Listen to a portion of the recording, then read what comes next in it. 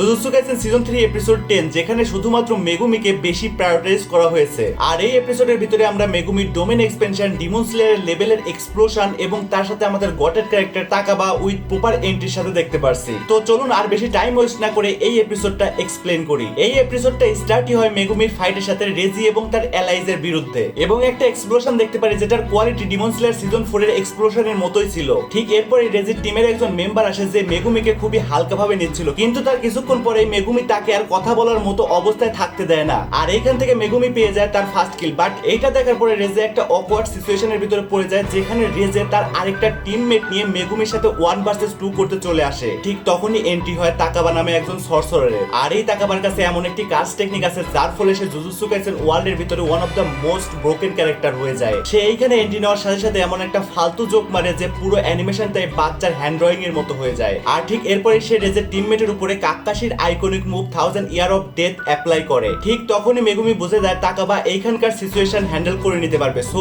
Megumi তার পুরো focus দিয়ে দেয় রেজের উপরে এবং রেজেকে নিয়ে একটা জিমের ভিতরে চলে আসে। আর এইখানে এসে সে তার ডোমেন এক্সপেনশন ওপেন করে।